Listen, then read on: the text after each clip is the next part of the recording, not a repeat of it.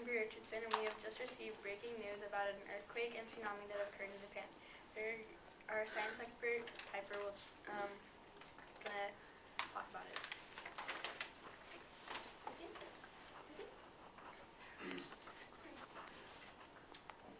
Mr. Richardson.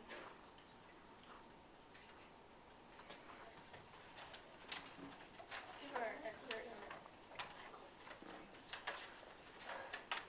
Okay. Thank you, Bray. Well, the earthquake occurred at around 2:46 p.m. local time in Japan, which would be about 6:46 p.m. here Pacific time. The earthquake occurred 17 miles beneath the ocean, and the focus was 45 miles off the coast of Japan. Now, the earthquake was created at a subduction zone in the Pacific Ocean, and we have a simulation that will show what happened at the time of the earthquake.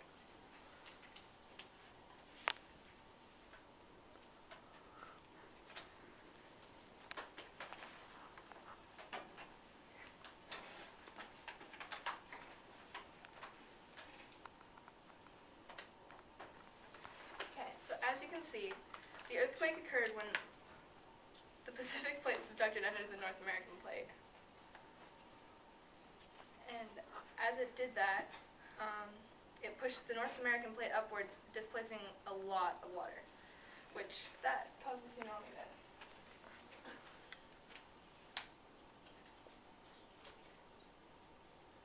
The main thing that causes a tsunami is when the waves are going, if there's nothing obstructing its path, then it'll eventually die out. But since Japan was so close, it began to drag along the seafloor, and it just started crashing over on top of itself, causing the 33-foot tsunami that devastated Japan. The picture shows that the black circles mean that the tsunami was over 10 foot, the orange means it's 5 to 10 feet, and purple means it's less than 5. Back to you, Bree.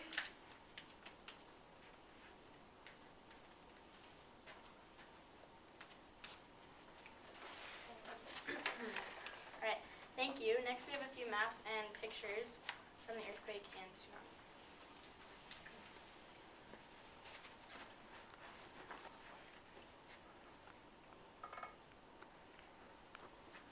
Okay, so this shows like the most affected areas. There's 13,232 people dead and 14,554 missing. This shows the aftershocks. This was the earthquake, the main earthquake, and there were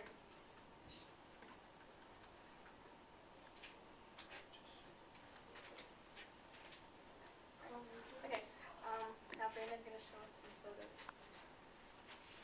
What?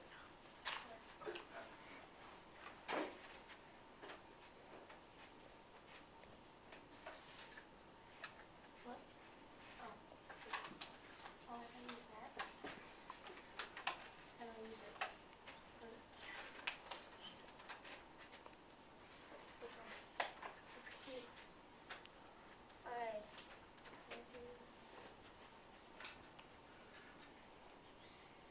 There's too many numbers.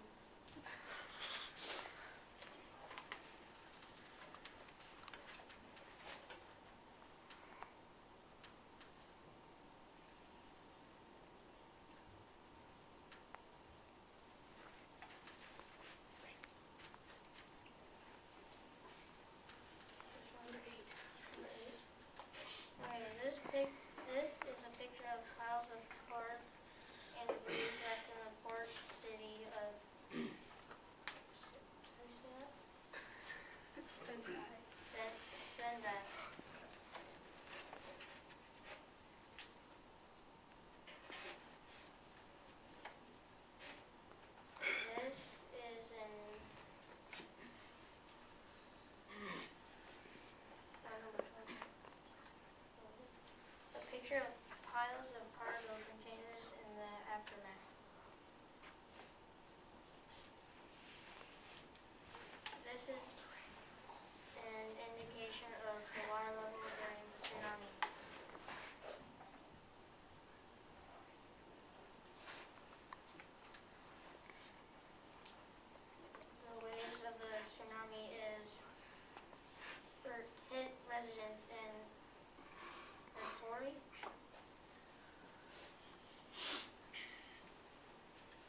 homes and other buildings burning in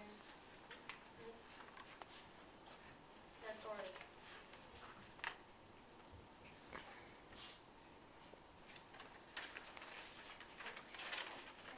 What? Alright, now I'll show you before and after pictures of the affected areas. That's videos. Oh, I got it.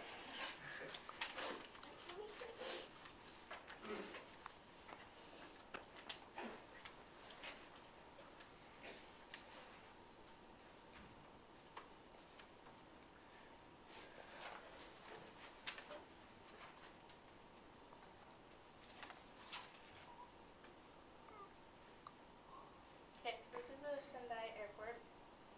This is before. It's after. This is Sendai before. After. Also Sendai. After. This is Notori. After.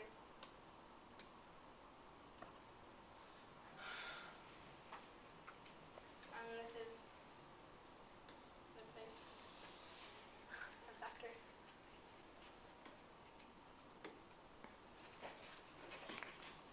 Now Brandon's gonna talk about this video.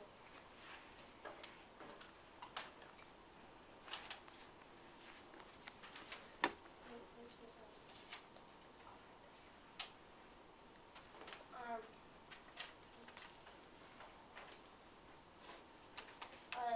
these are boats that are in the water, and they are being pulled over this way by the water. As you see, there's cars. It's dirty, dirty water.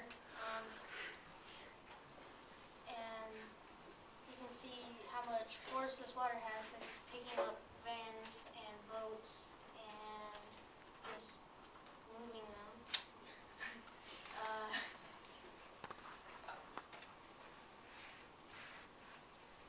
And that's another part of the water pushing the boat under the bridge.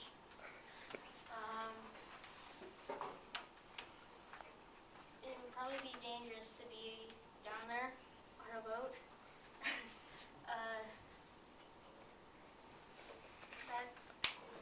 That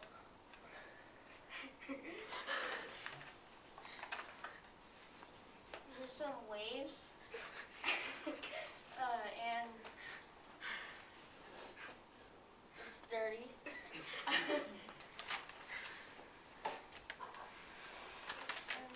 Almost all the people are up here, because if you're down there, you'd probably be crushed by a car.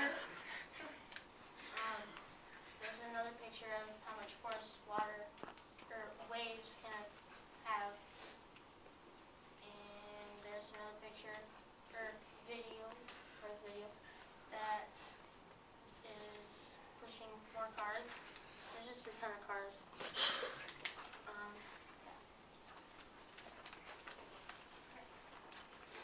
Allison's going to talk about the Richter and Mercalli scales.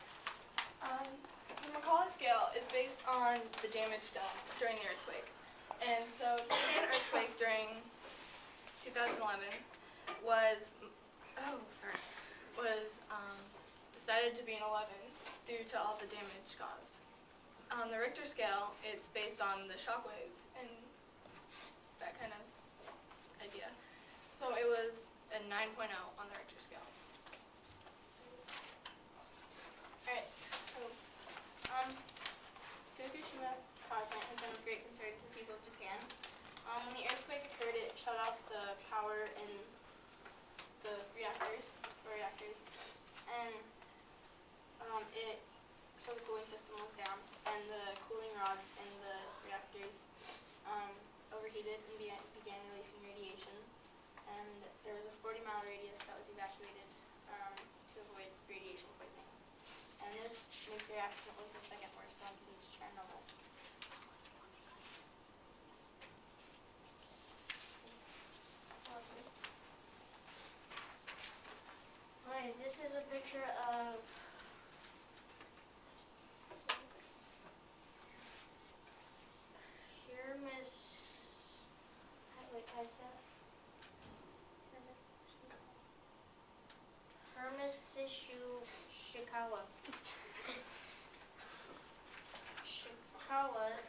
big sea saw the tsunami approaching and ran home to gather his belongings.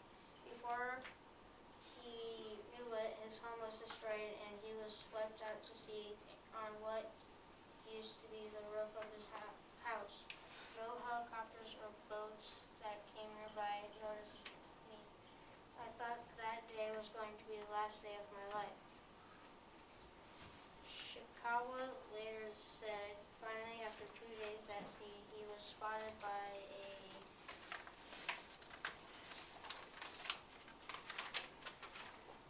a rescue ship, an amazing 10 miles from land. Waving a red flag, he made himself upon being hauled onto the ship. He gratefully drank a glass of water and then broke into tears. His wife, whom he had returned to his house with, is still missing. Thank you, Brandon. How often does Tsunami explain the seismic waves to us? Thanks, Bray.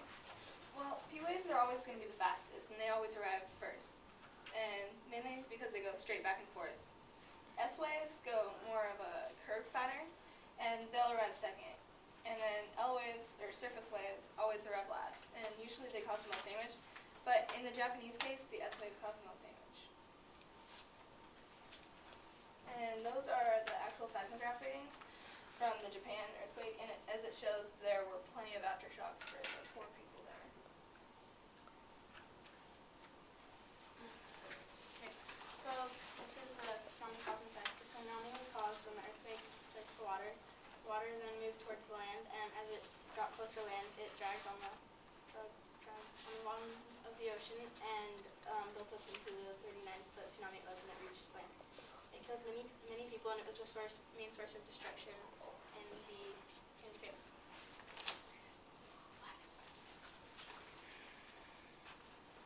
The earthquake moved Japan by about 8 feet. The earthquake also shifted Earth's axis by 6.5 inches. Days are now 1.8 microseconds shorter. The earthquake triggered more than 900 aftershocks, some measuring 7.0 or greater. And these are some pictures of the tsunami. And let's move on. Thank you for watching Panther News.